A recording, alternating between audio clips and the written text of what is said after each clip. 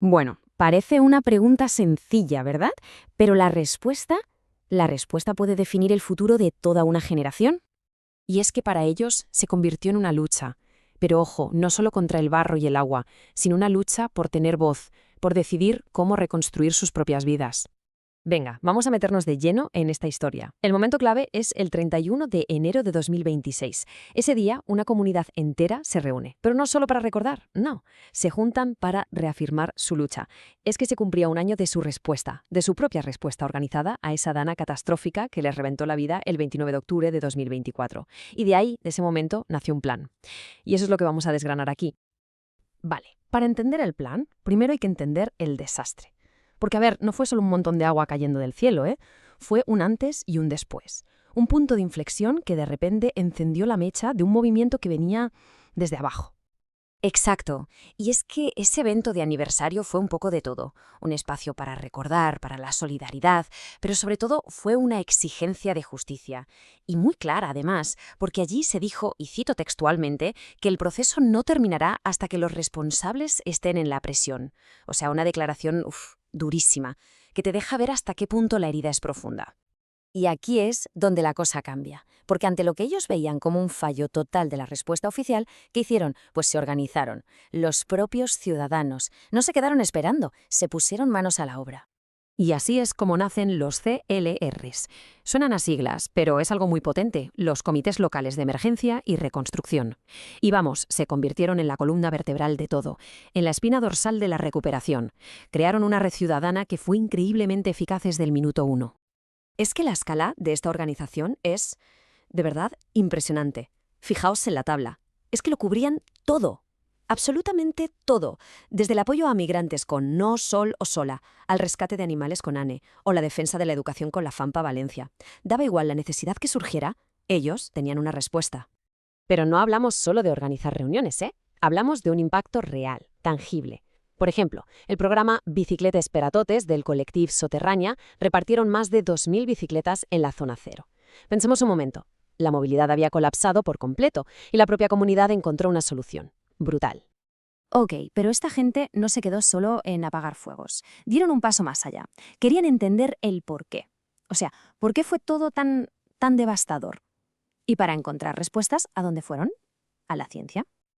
Y aquí está la clave de todo, en esta ecuación que presentaron los expertos. A ver, parece complicada, pero es muy simple. Riesgo es igual a peligro más exposición más vulnerabilidad. El peligro, vale, era la lluvia, la dana. Eso no se podía controlar.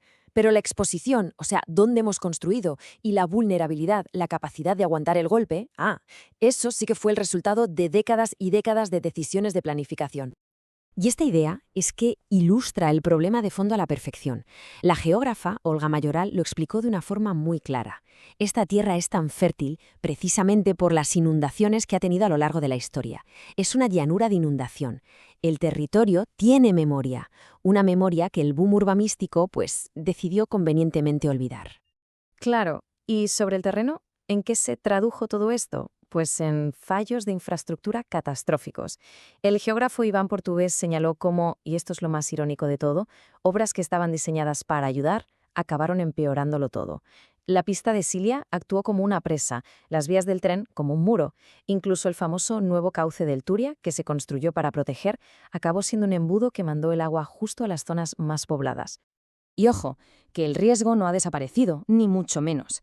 Esta cita de Portugués es una advertencia muy, muy seria. Hay presiones institucionales para conectar más barrancos al Turia. ¿Qué significa eso? Pues añadir 1.000 metros cúbicos por segundo de agua a un río que ya va al límite. Sería, literalmente, repetir los mismos errores del pasado. Pero bueno, frente a todo este diagnóstico, la comunidad y los expertos no se quedaron solo en la queja o en la crítica, no, dieron un paso al frente y elaboraron una visión, un plan detallado para un futuro más seguro, un auténtico plan para ser más resilientes. Y lo que proponen es básicamente darle la vuelta a la tortilla, un cambio de paradigma total. A un lado tenemos el modelo de siempre, intentar dominar el agua a base de hormigón. Y al otro, la nueva visión, trabajar con el agua. ¿Cómo? Pues usando la propia naturaleza como defensa, con superficies que dejen pasar el agua y, sobre todo, protegiendo l'horta, ese cinturón verde que es como una esponja natural gigante. Y este plan se basa en unas ideas muy claras. Primero, una visión metropolitana, que todo esté unificado, porque es obvio, el agua no entiende de si esto es un pueblo o el de al lado. Segundo, proteger Lorta sí o sí, es nuestro escudo natural. Tercero, y esta es una medida valiente, de construir lo que ya está en zonas de riesgo extrema. Y cuarto, crecer hacia arriba, en vertical, y dejar de comernos el territorio vulnerable a lo ancho. Y con todo esto llegamos a hoy, al presente, a la batalla que se está librando ahora mismo.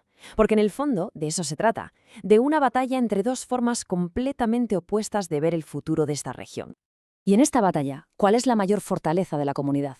Pues un concepto que el geógrafo Javier Serrano llama capital social. A ver, suena técnico, pero es muy sencillo. Un estudio demostró que casi el 90% de la gente de los Clers ya estaba metida en redes de solidaridad antes de la Dana. O sea, no salieron de la nada. Ya existía un tejido social fuerte y simplemente se activó cuando las instituciones, fallaron.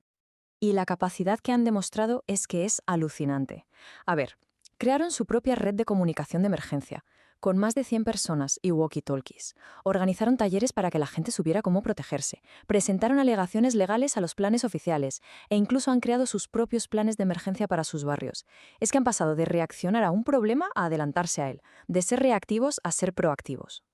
Y al final todo se resume en esta frase, que es de la declaración final del evento. Es su demanda principal.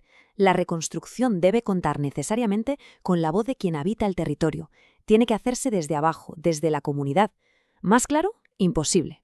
Y claro, esta demanda tiene una dimensión política evidente. En el acto se escucharon consignas que apuntaban directamente a la administración autonómica, pudiendo responsabilidades. Se oyeron lemas como «Govern dimissió», «Mazona la presó».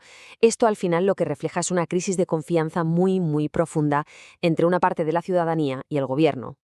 Así que, al final de todo, el conflicto se puede reducir a una única pregunta, que es la fundamental. ¿Quién decide el futuro? ¿Son las instituciones, desde arriba, las que tienen la última palabra? ¿O es la comunidad, organizada desde abajo, la que debe tener el poder de decidir cómo reconstruir no solo sus casas, sino todo su proyecto de vida? La respuesta que se dé a esa pregunta, esa respuesta va a marcar el futuro de esta tierra, mucho, mucho después de que el último rastro de barro se haya secado.